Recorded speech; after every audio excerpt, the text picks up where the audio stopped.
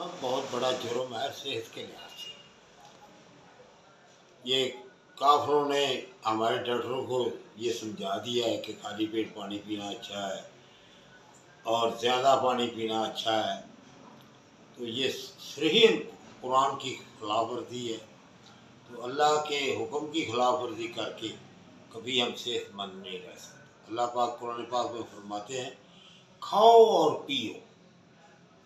ان نے ہماری ترتیب جو ہے وہ غلط کر دی، پہلے پلانا شروع کر دیا بعد میں کھانے کا۔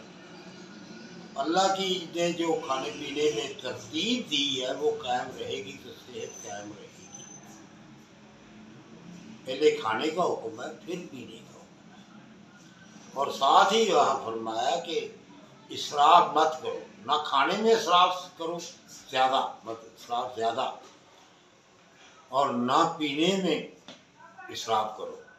یہ زیادہ پانی پلاتے ہیں، زیادہ خالی پیٹ پانی پلاتے ہیں، پوری قوم میں ایک آدمی بھی تندرست ڈھونڈو تو نہیں ملے گا۔ یہ ہے ان کی چالیں۔ تو ہمارے سے ڈاکٹر جتنے ہیں مٹی کے باوے ہیں بیچارے، جو ماما جی کا اوپر سے حکم آ جائے گا وہی یہ ادا کر لیں گے۔ اگر یہ کہہ دیں گے، ان کو کہہ دیں گے کہ یہ مرض جو ہے یہ تب ہوا ہے جی، یہ وہ اپنے خاندان میں شادی کی ہے۔ کبھی ان نے سوچا ہے کہ آقا علیہ الصلوۃ والسلام نے بیٹی کہاں دی تھی؟ ان کے مذہب میں حرام ہے تائے کی بیٹی، چاچے کی بیٹی، پھوپھی کی بیٹی سے شادی کرنا، ان کے مذہب میں حرام۔ تو یہ بات چلا کر ہم پر اپنا مذہب کو بہتر سمجھ رہے ہیں اور سمجھا رہے ہیں۔ حالانکہ وہی مردیں جن کی خاندان میں شادی نہیں ہوتی ان کے بچوں میں ہی پائی جاتی ہیں۔ آقا علیہ الصلوۃ والسلام کا اپنا عمل کیا ہے کہ اپنے خاندان میں بیٹی کو دیا، اور وہ ان سے جو جوہر ہیرے کہہ لیں ان کو، یہ سب نام چھوٹے رہ جائیں گے۔ جو دو بیٹے آئے، کائنات میں اس کا کوئی جواب ہے تو بتائیں۔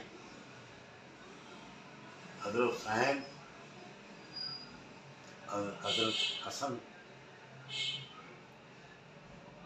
آقا علیہ الصلوۃ والسلام، اگر یہ ایسا معاملہ ہوتا تو کبھی نہ یہ عمل کرتے۔ ہوتی ہے یہ ان کی باتیں غلط ہیں، بغیر سوچے سمجھے، ان کی تو تحقیق نہیں ہے۔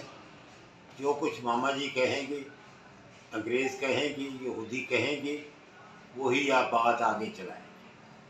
بس یہ چھوٹی سی بات ہے کہ خالی پیٹ پانی پینے کو قرآن منع کرتا ہے۔ قرآن کہتا ہے کھاؤ اور پیو، پیو اور کھاؤ کہیں بھی نہیں۔ یہ اس پر عمل کرنے سے بہت ساری مرضوں سے جان چھوٹ جاتی ہے۔ السلام علیکم ورحمۃ اللہ۔